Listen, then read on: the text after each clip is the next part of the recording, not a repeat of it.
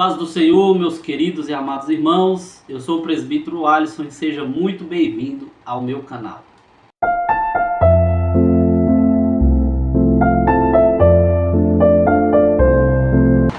Muito bem, meus queridos irmãos, hoje nós vamos estudar a lição de número 2.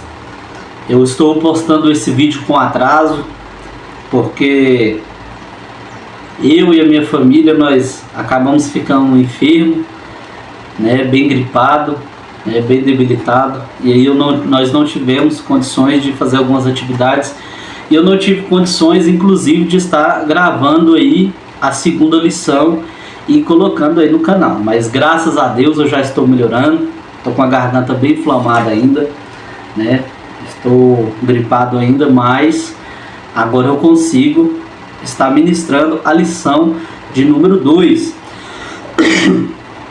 A lição de número 2, cujo tema é Somos Cristãos. E na lição número 2, nós vamos abordar alguns temas a respeito do processo de transição entre as ideias e práticas judaicas para a doutrina do Evangelho da Graça, Então nós vamos ver o processo de transição entre as ideias e práticas judaicas para as ideias e práticas do cristianismo, Aqui nesta lição nós temos o tópico 1, que é prevenindo-se contra a tendência judaizante. O tópico 2, a tendência judaizante no início da igreja. E tópico 3, a tendência judaizante hoje. Então nós vemos aqui nesta lição que os primeiros cristãos, eles precisaram de sabedoria divina para lidar com essa mudança de perspectiva introduzida pelos ensinamentos de Cristo. E nós vamos aprender isso no decorrer desta lição de número 2 da revista da Escola Bíblica Dominical do primeiro trimestre de 2025. Vamos lá para o texto áureo que se encontra em Atos dos Apóstolos, no capítulo 15, no verso de número 19, que vai dizer: pelo que julgo que não se deve perturbar aqueles dentre os gentios que se convertem a Deus. Esse é o texto áureo que se encontra em Atos, capítulo 15, verso 19. E na verdade prática vai dizer: o cristianismo é uma religião de relacionamento pessoal com Cristo ressuscitado, e não um conjunto de regras e ritos. Então, logo na verdade prática, nós vemos que a religião do cristianismo, o cristianismo, é feito de relacionamento com o nosso Senhor e Salvador Jesus Cristo, e não um conjunto de regras e ritos, e sim um relacionamento pessoal com Jesus Cristo. E é isso que ele busca, que nós tenhamos relacionamento com ele, e não que nós tenhamos uma vida entre ritos e regras. E o Senhor quer ter relacionamento conosco. Em João capítulo 3, verso 17, a palavra vai dizer: quem tem sede, venha a mim e beba. Então, se você tem sede, se você quer ter relacionamento com o Senhor, vá até Ele e beba, Então nós vemos também no Evangelho de João, capítulo 3, do verso 1 ao 12, que quando Nicodemos vai até Jesus, Jesus diz a Nicodemos: olha, você tem que nascer de novo. E com esse novo nascimento, nós criamos, essa vontade, nós temos essa vontade, esse desejo de ter esse relacionamento com Cristo, porque nós somos novas criaturas. Então nós vamos andar em novidade de vida, e nós vamos buscar aquilo que o Senhor quer que nós buscamos, que é ter relacionamento com Ele.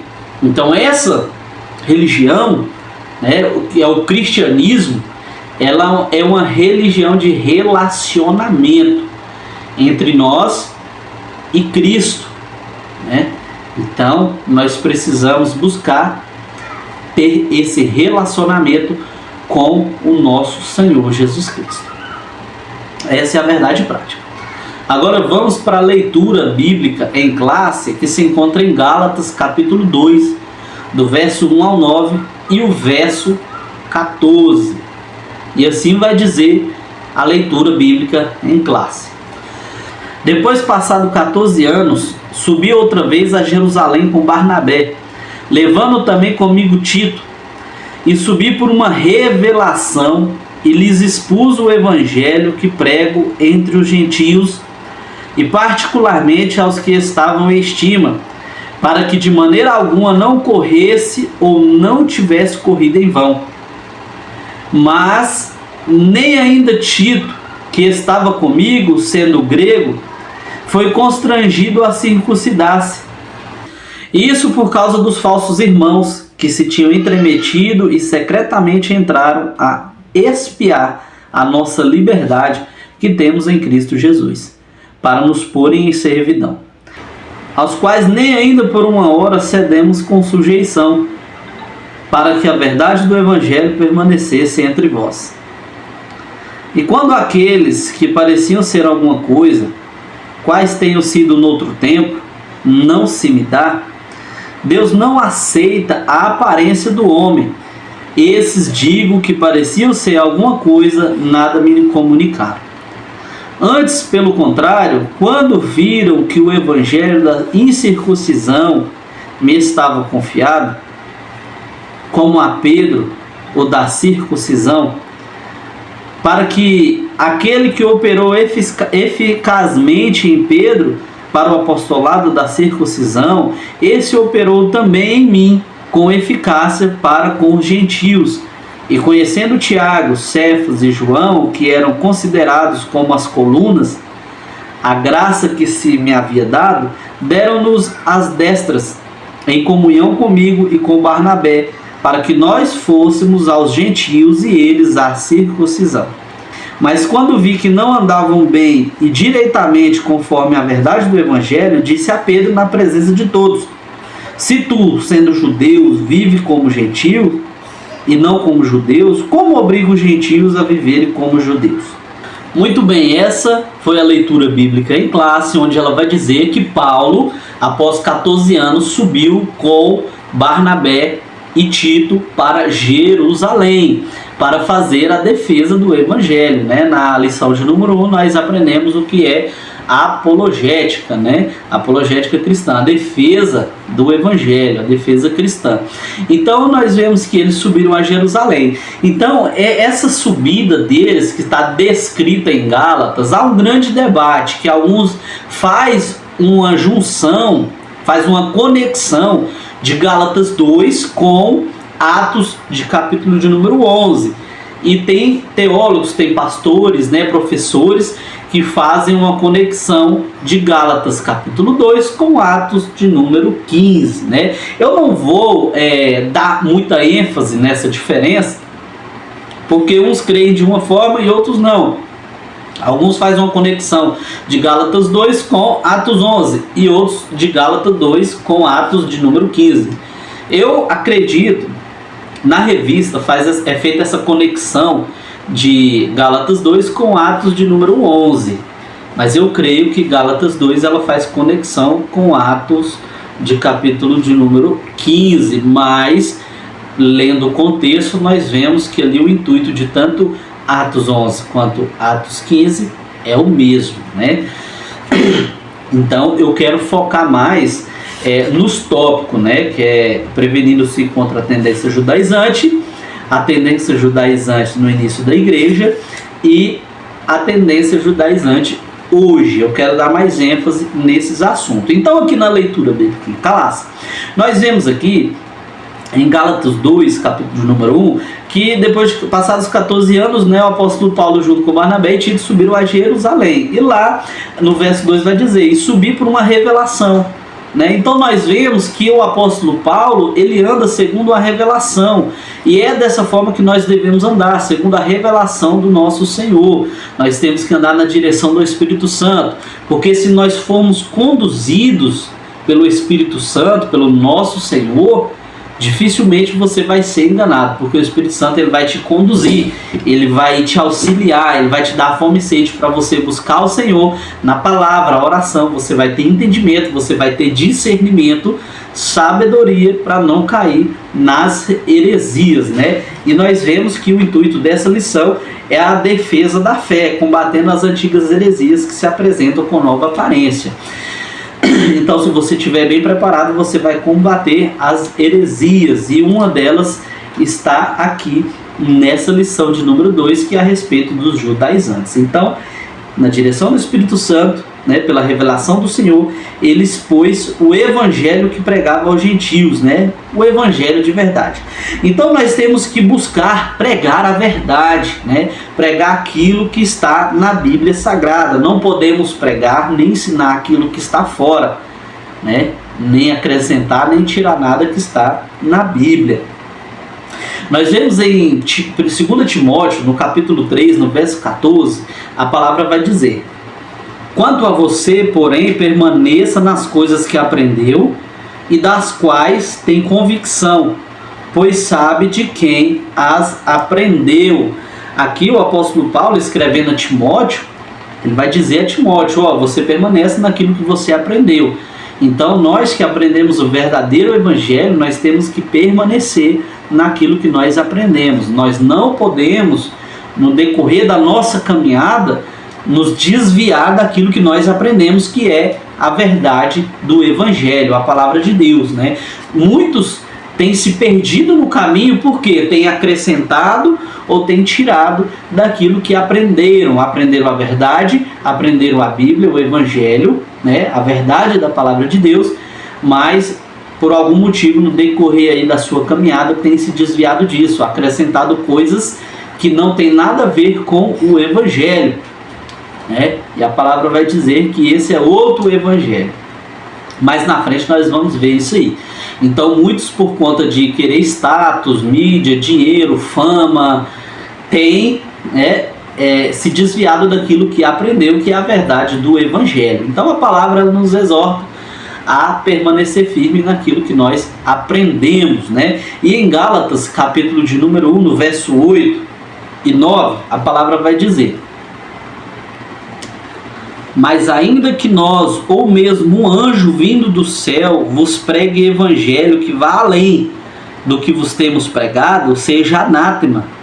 Assim como já dissemos e agora repito: se alguém vos prega evangelho que vá além daquele que recebestes, seja anátema, né? Então nós vemos ainda em outra tradução, olha essa tradução aqui, a tradução NVT: que seja amaldiçoado qualquer um, incluindo nós, ou mesmo um anjo do céu, que anunciar boas novas diferentes das que nós lhes anunciamos. Repito o que disse antes: se alguém anunciar boas novas diferentes das que vocês receberam, que seja amaldiçoado. Então seja anátema, seja amaldiçoado, né? Que essa palavra que é pregada além e está fora do evangelho, que já foi pregado pelos apóstolos, né, por Cristo, seja anátema, seja jogado fora, desprezado, não vale de nada, seja amaldiçoado, né? Então nós temos que pregar a verdade do evangelho e ter muito cuidado, tá? Eu quero aqui deixar para você que está vendo esse vídeo, você toma muito cuidado para você não pregar um evangelho fora daquele que você aprendeu. Se não tiver nas Sagradas Escrituras, eu sinto muito, mas você está pregando outro evangelho, e essa palavra que você está pregando vai ser anátema. Então tome muito cuidado. Vamos lá para a introdução. A igreja herdou dos judeus muitas ideias e práticas no campo teológico e ético, visto que a jornada histórica da igreja começou em Jerusalém no dia de Pentecostes, numa comunidade judaica. E esses pontos de interseção levaram alguns a confundir a lei de Moisés com a graça. Nessa lição veremos que Gálatas 2 é um relato de um dos debates que mostram o limite entre o judaísmo e cristianismo. E os apóstolos, principalmente Paulo, tiveram muita dificuldade de mostrar isso aos judaizantes. Então, aqui a palavra está dizendo que alguns confundiam a lei de Moisés com a graça. E por incrível que pareça, por mais que tenha se passado muitos anos, ainda hoje tem muitas pessoas que confundem a lei de Moisés com a graça. Então, se o apóstolo Paulo teve dificuldade de mostrar isso aos judaizantes, quem dirá nós, né? Então, nós enfrentamos muitas dificuldades para expor a verdade, para mostrar a verdade através da palavra para essas pessoas que confundem a lei de Moisés com a graça do nosso Senhor. É por isso que nós temos que estar bem instruídos na palavra de Deus, né? Sempre em oração, pedir para o Senhor entendimento, discernimento da palavra, dos Espíritos, para nós combatermos, né, essas heresias, né, e ensinarmos essas pessoas da forma correta. Tópico 1. Prevenindo-se contra a tendência judaizante. Não podemos confundir essa visita de Paulo com a sua ida ao Concílio de Jerusalém, registrada em Atos 15. Aqui é o ponto onde eu tinha citado aqui na leitura bíblica em classe, né? Alguns defendem que Gálatas capítulo 2 faz conexão com Atos 15. E aqui a revista está dizendo que não. A revista está aqui defendendo que Gálatas 2 faz conexão com Atos de capítulo de número 11, né? Mas eu não quero entrar nessa discussão. Então, continuando aqui.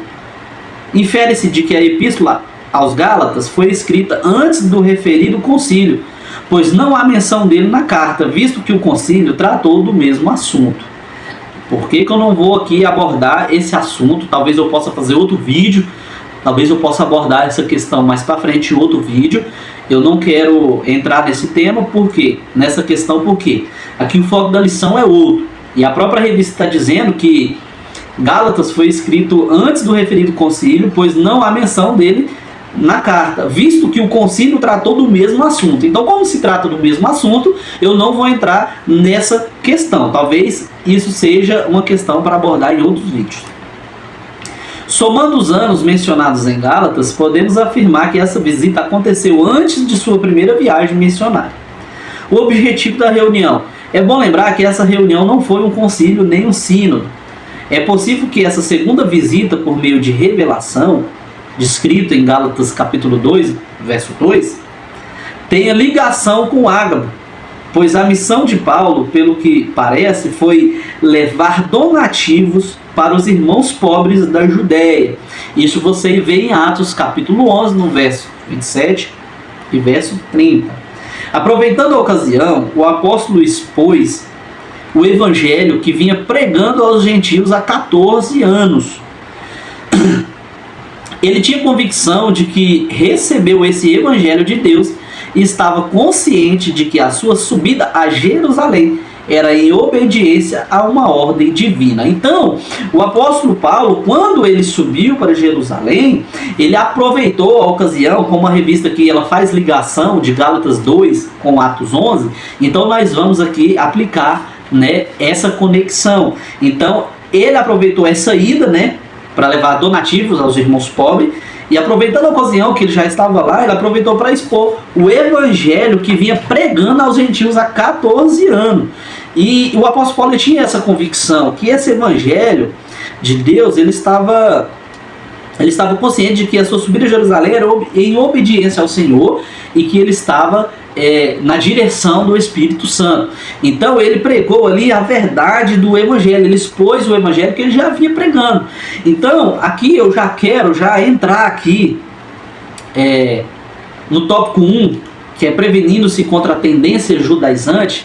Então você tem que se prevenir de que forma? Como eu sempre digo, né? Talvez muitas pessoas falem: nossa, mas esse irmão ele é chato, ele é muito insistente, ele sempre fica falando, tem que ler a palavra, tem que ler a Bíblia, tem que meditar, tem que estudar, tem que se aprofundar, porque assim você não vai cometer heresias, principalmente você vai se prevenir contra as tendências judaizantes. E quando você lê o Evangelho, você vê que o apóstolo Paulo, ele quer apresentar as boas novas, ele quer apresentar a Cristo, e não a cultura judaizante, né? A cultura dos judeus. Porque você nunca na Bíblia, você pode pegar aqui, ó, tá aqui minha Bíblia, aqui, ó.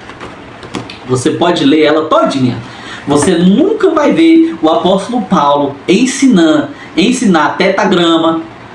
Você nunca vai ver o apóstolo Paulo ensinar você fazer réplica da Arca da Aliança. Você nunca vai ver o apóstolo Paulo ensinando você usar kippah, talid, keshiru hebraico. Você nunca vai ver o apóstolo Paulo ensinando isso. Você nunca vai ver. Você nunca vai ver também o apóstolo Paulo ensinando você a tocar shofar. Então você vê que hoje muitas pessoas não têm se prevenido contra a tendência judaizante. Porque tem muita igreja evangélica que os líderes, né, as pessoas que estão encabeçando essas igrejas, faz réplica da Arca da Aliança, toca shofar, muitos até ensinam o keshiru hebraico, kippah, talid, Arca da Aliança, sabe? E aí você olha para o Evangelho, você fala, onde que está isso aqui na Bíblia? Aonde que algum discípulo, aonde que Jesus ensina isso? Da onde essas pessoas têm tirado isso? Porque isso está fora do Evangelho. Isso não é Evangelho, isso é outro Evangelho. Outro Evangelho. E aí, como esses líderes, eles vão ensinando, né, essas práticas, as pessoas que não têm instrução na Bíblia, não têm entendimento, não têm discernimento, não têm fome nem sede da verdade, de buscar a verdade do Evangelho, elas vão se alimentando disso e acabam virando pessoas doentes. E não só essas heresias, como Arca da Aliança, talid, tocar shofar, kippah, desculpa, kippah, entre outras práticas judaicas que muitos líderes introduziram nas igrejas ditas cristãs, elas têm introduzido e as pessoas estão se alimentando, achando que está certo, achando que está tudo ok, está tudo maravilha, mas isso é outro evangelho. Então as pessoas não têm se prevenido, né? Porque muitas igrejas, irmãos, não tem culto de ensino, né? Não tem culto de doutrina, não tem escola bíblica dominical, porque elas não querem que as pessoas conheçam a verdade do evangelho. E assim, essas pessoas não conhecendo a verdade do Evangelho, essas pessoas elas nunca vão ser libertas. Porque o que liberta é a palavra. O que liberta é a palavra. Tem um pastor amigo meu, que ele sempre disse, né, que o verdadeiro culto de libertação não é aquele culto que você vai, tem oração, palavra, louvor, e que as pessoas recebem oração, né, muitas das vezes falam uma oração forte. Culto de libertação é culto de ensino. É culto da palavra, é escola bíblica dominical. Porque a própria palavra vai dizer, conhecereis a verdade e a verdade vos libertará. Então a verdade ela é pregada, é ensinada no culto de ensino, na escola bíblica dominical.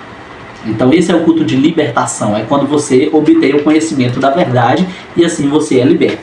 Então muitas igrejas, elas retêm o conhecimento para que essas pessoas não sejam libertas. E assim, essas pessoas, elas fiquem na palma da mão desses líderes, desses profetas, desses pregadores, né? Tem muitos aí que se intitulam apóstolos, profetas, e estão só enriquecendo e enganando as pessoas, né? Com essas tendências não só judaizantes, mas também outras heresias que são pregadas e ensinadas por aí. Então, a forma da gente se prevenir é buscar a verdade do Evangelho, pedir para o Senhor. Eu estudei até a 6ª série, mas eu sempre fui curioso, né? E quando eu aceitei Jesus, eu tinha dificuldade em ler, em buscar, em abrir a Bíblia, ler um versículo. E aí eu comecei a pedir para Deus, Deus, me dê fome na tua palavra, me dê sede. Eu quero conhecimento da palavra, eu quero entender a tua palavra, me revela a tua palavra. Eu quero saber, eu quero ler, eu quero entender, eu quero pregar, eu quero aplicar, eu quero ensinar. Eu comecei a pedir fome e sede da palavra do Senhor, e o Senhor, pela graça e pela misericórdia, tem me dado fome e sede da sua palavra. E conforme a gente vai lendo, vai orando, vai buscando, vai se alimentando, a gente vai se libertando e também se prevenindo, né, contra as tendências, não só judaizantes, mas outras tendências também que se introduzem dentro da igreja para desvirtuar, né, para manipular a verdade do evangelho e também manipular as pessoas que estão querendo buscar a Cristo com sinceridade. Mas às vezes essas pessoas não têm o conhecimento. E como os líderes não investem nesse conhecimento, as pessoas passam a vida inteira nas igrejas sendo enganadas, né? Fazendo práticas que não são cristãs, pensando que são, né? Como eu disse, muitos até usam, né, vestes judaicas, né, talit, kippá, toca shofar, faz uma arca da aliança, candelabro também eu já vi, e pega todo o ritual, toda a prática, toda a vestimenta, né? Pega toda a ornamentação dessa cultura judaica, que é uma religião diferente da religião cristã, do cristianismo, e tem introduzido no meio da igreja, e as pessoas falam, nossa, olha só que bênção, olha só, porque realmente quando você coloca um talide, né, você ali com a forma de você falar, toda a oratória, a homilética, né, as pessoas falam, nossa, meu Deus, que homem de Deus, tá com talide e tal, aquela coisa toda. Então a gente tem que ter muito cuidado, porque muitas pessoas estão sendo enganadas, né, e esse não é o verdadeiro evangelho. O subtópico 3 do tópico 1, Tito e a circuncisão. Barnabé era judeu, e seu nome aparece 3 vezes nesse versículo, nesse capítulo. Sua presença na reunião em Jerusalém não seria um problema.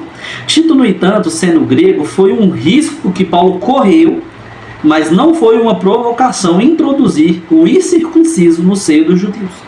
Os judaizantes queriam que Tito fosse circuncidado. Encontramos no Novo Testamento a compreensão e a tolerância de Paulo com os fracos na fé, a ponto de circuncidar Timóteo, mas ele era judeu, Timóteo era judeu, pois sua mãe era judia. No entanto, nessa reunião em Jerusalém, onde expôs o evangelho que pregava aos gentios, ele não cedeu nem um pouco, nem por uma hora. Isso por 2 razões. Tito era grego, e porque estava em jogo a verdade do evangelho e o futuro do próprio cristianismo. Então Paulo entendeu que ele não poderia ceder, mesmo os judaizantes querendo que Tito circuncidasse, ele não cedeu. Primeiro que ele era grego, ele não tinha obrigação de se circuncidar, porque ele não era judeu, e também porque estava em jogo a verdade do evangelho e o futuro do próprio cristianismo. Porque quando Jesus veio, morreu, foi se firmar uma nova aliança, como é que o apóstolo Paulo ia obrigar a Tito, né, obrigar os gentios a circuncidar-se? Porque isso fazia parte da antiga aliança. Agora eles estão vivendo na nova aliança. Então isso colocaria em jogo, né, a verdade do evangelho e o futuro do próprio cristianismo, né? Então ele não cedeu nem por um pouco, né? Então aí eu já pergunto até para você, né? Você que talvez está vendo esse vídeo, você gosta de usar talit, kippá, né?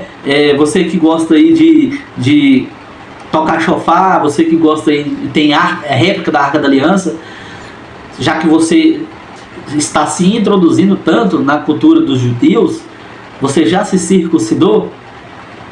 Você já se circuncidou? Já que você quer ser tanto ser, né? Se você tanto quer ser judeu, usando kippá, talit, né, tocando shofar e Arca da Aliança, toda aquela coisa, né, todo aquele ritual judaico, você já retirou o prepúcio, né? Cortou o prepúcio? Você já se circuncidou? Então fica aí essa pergunta para você, né? Eu acredito que não, né? Eu acredito que não. Então nós temos que ter muito cuidado, né, irmãos, com essas pessoas que vivem de aparência, né? Muito cuidado. Temos que nos abster dessas pessoas, né? Temos que correr, temos que ir para longe. Vamos lá, no tópico 2, a tendência judaizante no início da igreja. Subtópico 1, o espanto do apóstolo. Então logo Paulo retornou de sua viagem, ficou sabendo que os irmãos da Galácia estavam vivendo outro evangelho. E isso deixou o apóstolo estarrecido e atônito pela rapidez do desvio deles. Isso está em Gálatas capítulo 1, verso 6. O verbo grego metatiteste significa deixar, abandonar, desertar, mudar de pensamento, virar a casaca, que o apóstolo Paulo ele emprega nessa passagem. E era usado na antiguidade quando alguém desertava do exército ou se rebelava contra alguém. Então você tenha muito cuidado que talvez a prática que você está, aquilo que você está praticando, que você está pregando e ensinando, está fazendo com que você esteja vivendo outro evangelho e não o evangelho que nos é pregado na palavra de Deus. Então cuidado para você não acrescentar nem tirar nada ou fazer alguma coisa que não tem nada a ver com o cristianismo, porque senão você vai estar vivendo outro evangelho, assim como os irmãos da Galácia, né? Descrito em Gálatas capítulo 1, verso 6. Isso significa também mudança de partido político, filosofia e religião. Em outras palavras, aqueles irmãos gálatas estavam abandonando a fé. Então, se você estiver ensinando, pregando ou vivendo práticas que não têm base bíblica, que não tem nada a ver com o que nos foi ensinado através da palavra, você abandonou a sua fé. Então, quando você aplica toda a sua fé, quando você dá crédito a, por exemplo, aos rituais judaicos, né, Arca da Aliança, tocar shofar, usar talit, kippá, toda essa questão do ritual judaico, da religião judaica, você está abandonando a sua fé para viver outra coisa que não é a fé no cristianismo, a fé em Cristo Jesus, né? Eu quero até deixar para você aqui outra prática também, não saindo aqui do tema da lição, né, que é focada principalmente nos judaizantes. Outra prática também que faz você abandonar a sua fé e fazer com que você viva outro evangelho, é uma prática muito conhecida e muito usada, né, em muitas igrejas aí conhecidas, né, famosas, aquele fato de você orar pelo copo de água, né? Isso se chama sincretismo religioso. Quem fazia isso, quem começou com essa prática, eram os espíritas. Os espíritas chamam de fluidificar a água. Então, quando você está lá na sua casa, a pessoa fala, vamos, agora você pega aí um copo de água, nós vamos orar, eu vou consagrar esse copo de água, você vai beber, você vai ser abençoado, o Senhor vai te abençoar, você está colocando toda a glória, todo o mérito, todo o louvor para o copo de água e não para Jesus Cristo. Por quê? Além dessa prática ser um sincretismo religioso, você está retirando uma prática de outra religião e colocando na sua. Nós não precisamos de copo de água, nós não precisamos de vassoura ungida, como muitos já venderam e vendem, vassoura ungida. Nós vamos levar essas vassouras para o monte, vamos orar, vamos consagrar a vassoura, e você vai comprar a vassoura, ainda vende por um valor, e você vai varrer todo o mal, né? Você vai varrer todo o mal de dentro da sua casa. Isso não existe. Só o nome de Jesus é suficiente. Só o sangue de Jesus é o suficiente. Você não precisa comprar a vassoura ungida para varrer todo o mal da sua casa. Você não precisa receber uma oração na sua casa, num copo de água, e beber. Assim você vai ser abençoado. O Senhor ele pode te abençoar sem copo de água, sem vassoura ungida, sem lenço ungido, né? Eu até vi aí um tempo atrás aí um pastor que trouxe talides de Israel, e aí vendeu esses talides por R$1.000, e quem comprasse seria abençoado.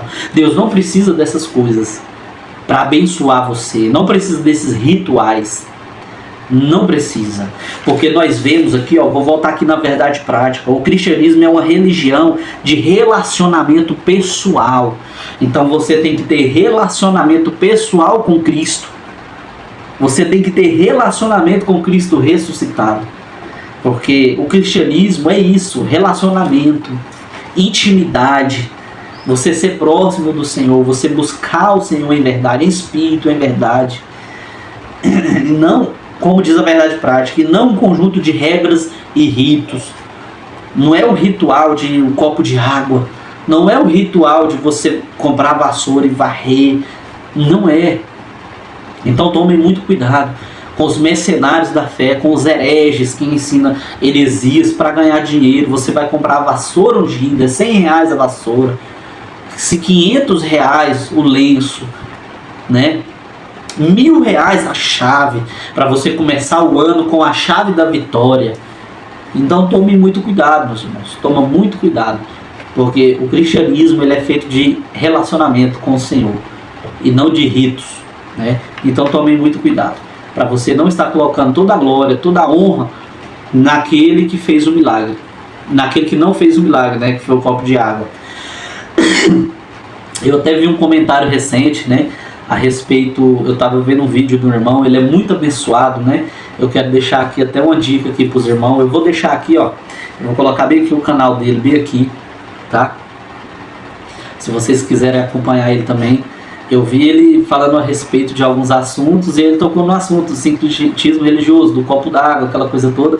E uma pessoa comentou, né? Foi lá e comentou no vídeo dele dizendo: mas eu e a minha esposa, nós fomos curados pelo copo de água. Nós pegamos o copo de água e nós oramos, né? Com a pessoa que estava lá do outro lado da telinha, né? Orando pelo copo de água. Eu orei, ele orou, consagrou o copo, nós bebemos e fomos curados.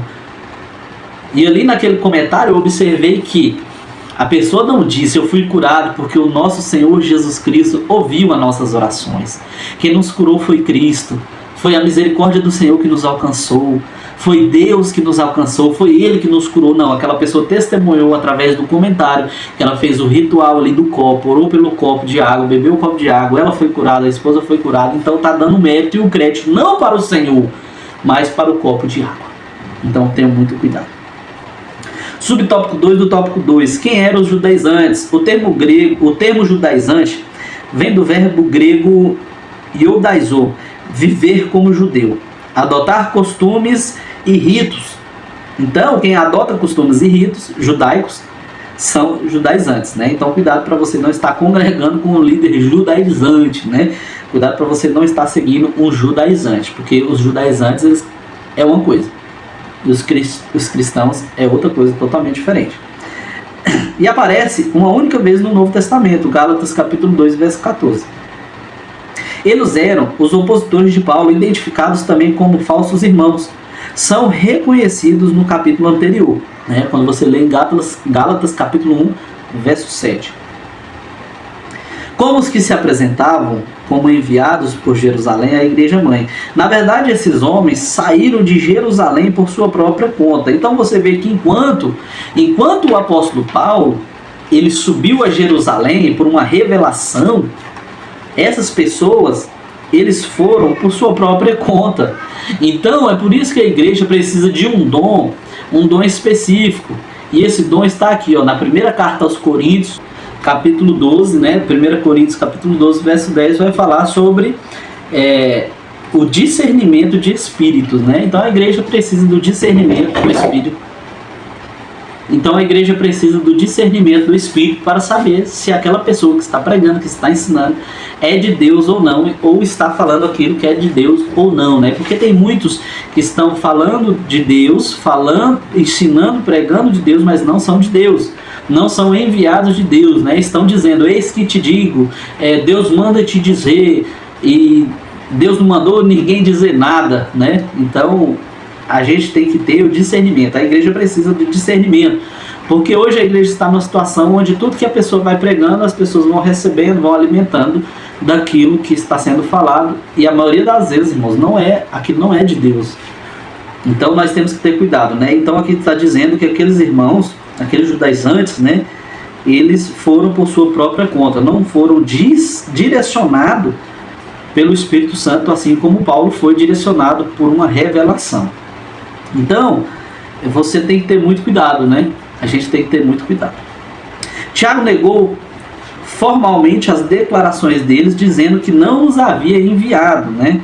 Então tem muitos aí dizendo que foi enviado por Deus, mas não foi enviado por Deus, né? Então a gente tem que ter esse discernimento para discernir, né, os espíritos, saber se aquilo ali é o Espírito de Deus falando ou não. Eram legalistas dentre os judeus e por isso chamados de judaizantes. Esses judeus convertidos ao Senhor Jesus ensinavam que os gentios deveriam observar a lei de Moisés como condição para salvação. Então, olha só que interessante o que a lição está dizendo. Esses judeus convertidos ao Senhor ensinavam que os gentios deveriam observar a lei de Moisés como condição para a salvação. O clima de tensão. Não é necessário muito esforço para perceber o quanto Paulo e Barnabé foram pressionados pelos judaizantes diante dos demais apóstolos de Jerusalém. À luz do versículo 9, parece que somente João, Pedro e Tiago estavam presentes. Os outros apóstolos deveriam estar em plena atividade missionária em outras regiões. Os judaizantes, chamados de falsos irmãos, conseguiram furar o bloqueio e entrar sem serem convidados à reunião. Eram inimigos da liberdade cristã, do evangelho de Paulo e do próprio cristianismo. O pior de tudo é que essas pessoas estavam infiltradas na igreja e conseguiam até entrar em reuniões apostólicas. Então, irmão, nós temos que ter muito cuidado, porque não só nessa época, mas ainda hoje, há pessoas, falsos irmãos, que eram chamados de falsos irmãos, e hoje tem os falsos irmãos que estão infiltrados dentro da igreja, ensinando heresia, pregando heresia e conduzindo os irmãos a praticarem heresia, porque, como eu disse, muitos não detêm o conhecimento, não têm vontade de ter conhecimento, não têm vontade de orar, de buscar na palavra para serem libertos e assim ter o conhecimento que vai fazer com que eles estejam blindados e revertidos contra essas heresias. Então, como as pessoas, muitos irmãos não têm prazer, não gostam, não querem ler, se aprofundar na palavra, tudo que aquele falso irmão está lançando e ensinando, a toda mentira, toda heresia, as pessoas vão recebendo, e vão acreditando. E isso faz com que essas pessoas se afastem do Senhor. Então, na segunda carta, em 2 Pedro, capítulo 2, verso 1, vai dizer: assim como no meio do povo surgiram falsos profetas, assim também haverá entre vós falsos mestres, os quais introduzirão dissimuladamente heresias destruidoras, até o ponto de renegar o soberano Senhor que os resgatou, trazendo sobre si mesmo a repentina destruição. Então veja bem, olha só o que essa palavra está dizendo. Como no meio do povo surgiram falsos profetas, assim, também haverá entre vós falsos mestres. Então hoje há vários falsos profetas, falsos mestres. Introduzirão dissimuladamente heresias destruidoras. E olha só, ao ponto de renegarem o soberano Senhor que os resgatou. É aquilo que eu disse antes: você vai lá, faz o ritual do copo d'água, pega um copo d'água, eu vou orar agora pelo seu copo. Você pega um copo de água e você coloca em cima da sua televisão: eu vou orar pelo copo de água, e você vai beber o copo de água, você vai ser abençoado, você vai ser liberto, você vai ser transformado, a sua casa, a sua família vai ser abençoada. Aí a pessoa faz igual aquela pessoa que eu disse que comentou no vídeo do irmão: nossa, mas quem abençoou? Nossa, eu fiz o ritual do ritual lá, o pastor orou pelo copo de água, eu bebi um copo de água e eu fui curado, eu fui liberto, eu fui abençoado.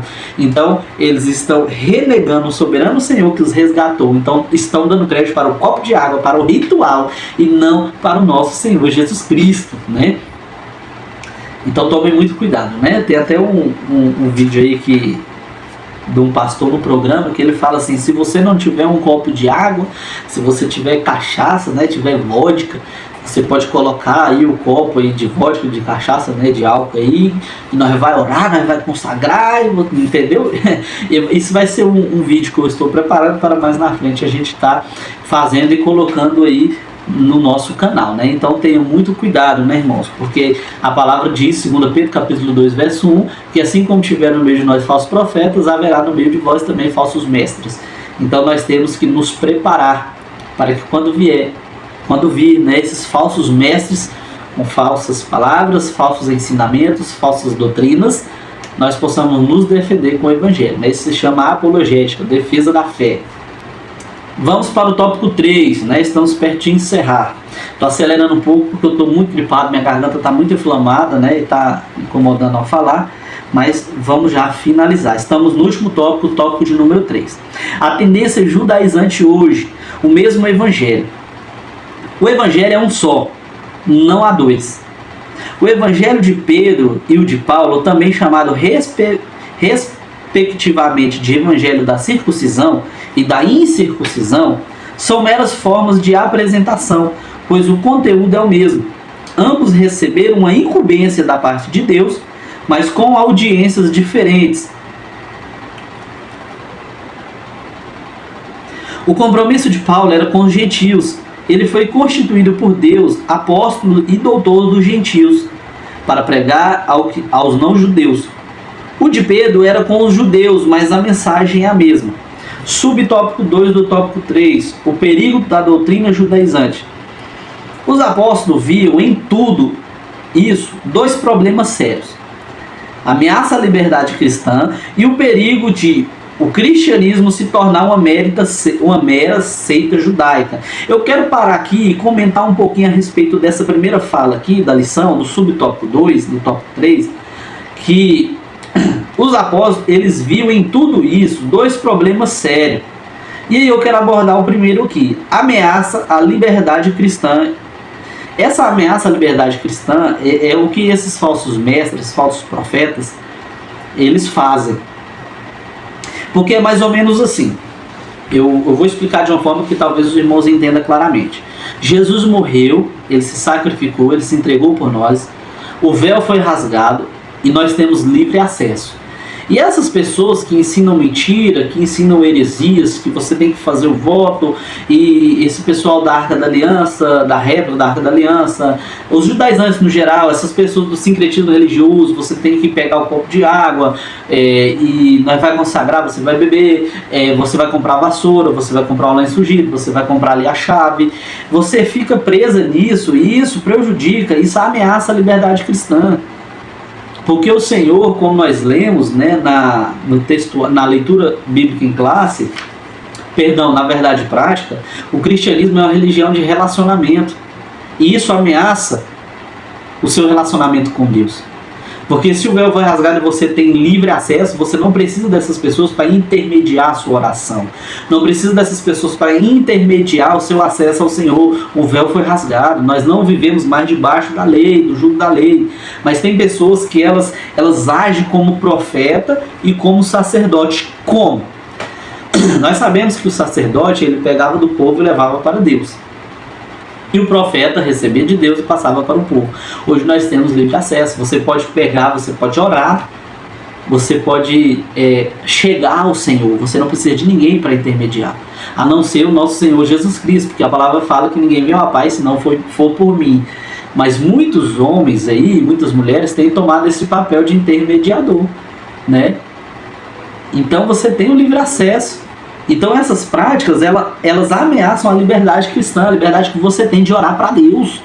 Ora para Jesus. É Jesus que é o intermediador. Ele que vai intermediar, não é o homem.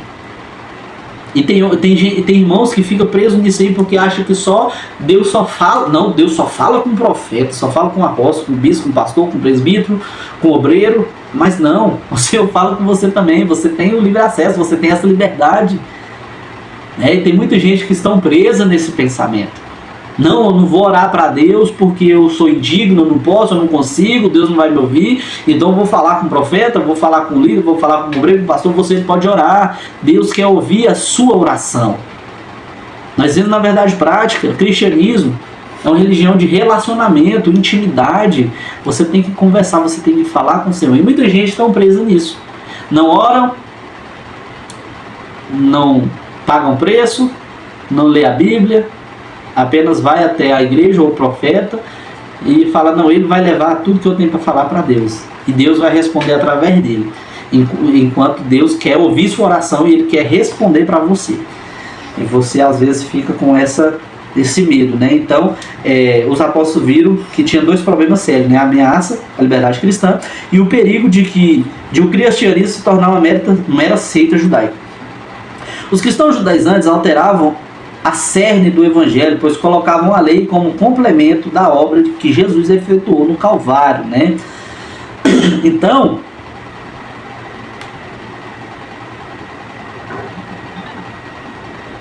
nós vemos que essas pessoas, ela colocava um complemento, né, na obra de Jesus, que Jesus efetuou. É aquilo que eu acabei de dizer, né? Esse é um complemento. Não, Deus só vai te ouvir se você fazer o voto. Deus só vai abrir a porta se você fazer o ritual aí do copo d'água, Deus só vai tirar todo o mal de dentro da sua casa se você comprar a vassoura ungida, e aí você vai varrer todo o mal para de dentro da sua casa. Então isso é um complemento. Então tudo aquilo que não está na Bíblia é um complemento, e tem muitas pessoas criando e inventando coisas que é um complemento, complementando, né? Inventando moda, né? Não, você vai comprar o talide aqui de R$1.000, né? Você vai fazer o voto de R$1.000, você vai ganhar o talide, você vai ser usado, você vai ser abençoado, né? Se você ofertar tanto, Deus vai te usar, Deus vai te abençoar, Deus vai fazer com que você pregue mais, você ganhe mais fome, mais sede. Então sua casa está indo mal, você não prospera, então compra uma vassoura, você vai varrer todo o mal para dentro da sua casa. As coisas estão difíceis na sua casa, então coloca um copo aí, eu vou orar pelo copo, você vai beber o copo, e aí você beber nesse copo de água, você vai ser abençoado. Isso é um complemento. E até hoje fazem isso, né? Então isso é um complemento da obra que Jesus efetuou no Calvário, né? Ou seja, essas pessoas querem dizer que só o sacrifício que Jesus fez no Calvário não é o suficiente. Não é o suficiente. Você tem que fazer o voto, você tem que comprar o item ungido, você tem que orar no copo, porque senão você... Aí tem o sal também, né? Vamos orar pelo sal, e o sal você vai pegar o sal, você vai colocar na comida daquela pessoa, que comer aquela comida ela vai ser liberta. Não é assim que funciona, isso não existe, isso é um complemento, isso está fora da Bíblia, isso é outro evangelho. Não é o sal que vai libertar, não é a água que vai libertar, é você viver em novidade de vida. Todo aquele que está em Cristo, nova criatura é. As coisas velhas se passaram, eis que tudo se fez novo. Andar em novidade de vida, nascer de novo. Jesus disse para Nicodemos, tem que nascer de novo, né? E eu li também no comecinho aqui, né? Eu até deixei anotado aqui, João 7,37, quem tem sede, vem a mim e beba. Então, o véu foi rasgado, você tem livre acesso. Era de fato outro evangelho. Por isso o apóstolo Paulo os amaldiçoou. Gálatas capítulo 1, verso 8 e 9. Na verdade, quem tem o Espírito Santo vive pelo Espírito. Então, contra a tendência judaizante, é preciso aprender a viver na dependência do Espírito e não da lei, lutando contra os vícios da carne e buscando as virtudes do fruto do Espírito, né? Gálatas capítulo 5, verso de número 22, né? E é assim que você tem que viver, lutando contra os vícios da carne, né? Você tem que lutar para se tornar uma pessoa melhor. Como? Orando, lendo a palavra, meditando, buscando o Senhor, faz um jejum, oração, se consagra, se separa, e aí você vai lutar contra os vícios da carne e buscar as virtudes do fruto do Espírito Santo, né? Então, é dessa forma, né? Em Romanos capítulo 6, no verso 4 a 8, vai dizer: Romanos 6, 4 ao 7, fomos, pois, sepultados com ele na morte pelo batismo, para que, como Cristo foi ressuscitado dentre os mortos pela glória do Pai, assim também andemos nós em novidade de vida. Porque se fomos unidos com Ele na semelhança da sua morte, certamente o seremos também na semelhança da sua ressurreição. Sabendo isto, que foi crucificado com Ele o nosso velho homem, para que o corpo do pecado seja destruído, e não sirvamos o pecado como escravos, porquanto quem morreu está justificado do pecado. Então nós fomos sepultados com ele, para nós, como Cristo, né, foi ressuscitado entre os mortos pela glória do Pai, assim também andemos nós em novidade de vida. Desculpa. Então nós temos que lutar contra os vícios da carne, buscar as virtudes do Espírito Santo e andarmos em novidade de vida, né? Porque se fomos sepultados com ele, né, na morte pelo batismo, então nós temos que andar em novidade de vida. Subtópico 3, para finalizar. Essa gripe pegou a gente, hein? As práticas judaizantes atuais. As práticas judaizantes atuais, elas são basicamente a guarda do sábado, a observância... Aqui, irmãos, aqui no subtópico 3 é apresentado, né, algumas práticas judaizantes atuais, né? Alguns aqui eu falei, outros não. Eu não vou explicar para a aula não ficar muito extensa, né? Porque minha garganta tá muito inflamada, né? Eu estou tossindo bastante. Então, como eu já estou finalizando, eu só vou ler aqui, tá? As práticas judaizantes atuais. Elas são basicamente a guarda do sábado, a observância rigorosa do Kishiru, termo hebraico para as leis dietéticas do judaísmo, a liturgia da sinagoga, o uso do shofar, trompa, geralmente feito de chifre de carneiro, o uso do talide, o manto ou chalé usado para oração, e o uso do quipá, o solidel que os judeus rigorosos usam sobre a cabeça. Os judeus messiânicos, principalmente em Israel, seguem a tradição judaica. Isso acontece simplesmente para preservar a identidade cultural deles e tem amparo neotestamentário. É alguém chamado estando circuncidado? Fique circuncidado. Ou seja, na conversão a Cristo do judeu, ele não precisa mudar a sua tradição e cultura, né? E os não judeus, da mesma forma, é alguém chamado estando circuncidado, não circuncide? 1 Coríntios 7, 18, parte B. Ou seja, ele não precisa se judaizar.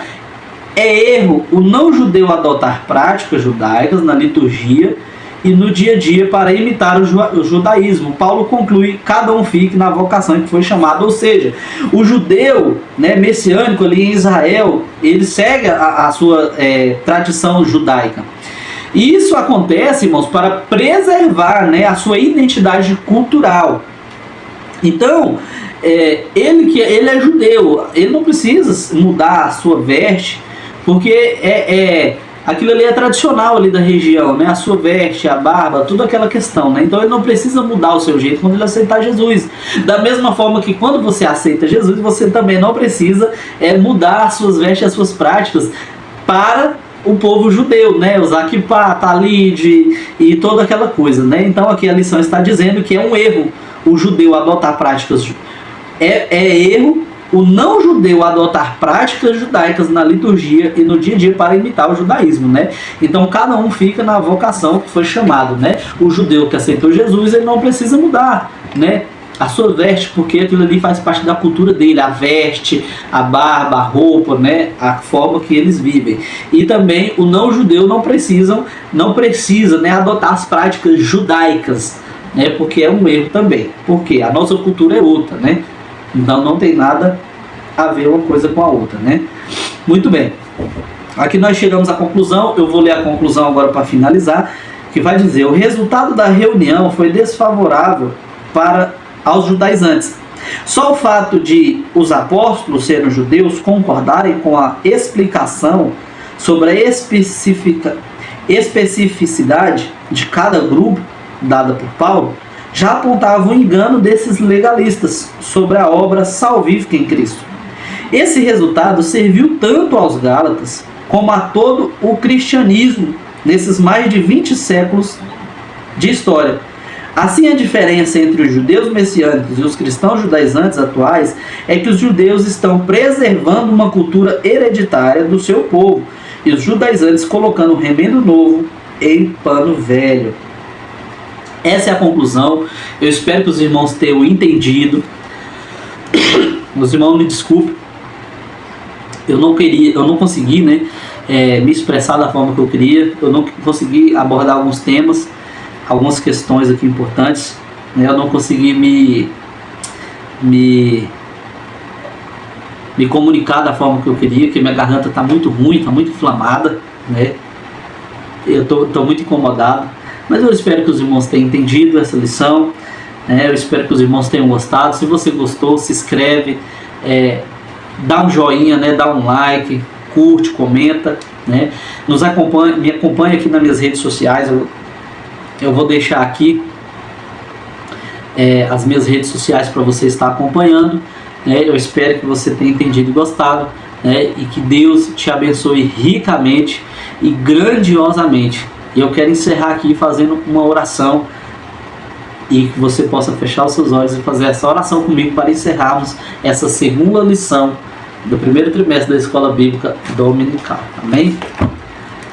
Senhor, meu Deus, meu Pai, Deus, graça te dou, Senhor, pela tua graça, pela tua misericórdia, pelo seu amor, pois a sua misericórdia nos alcançou mais um dia, mais uma vez, porque ontem nós deitamos e hoje nós levantamos graças ao Senhor que nos sustentou.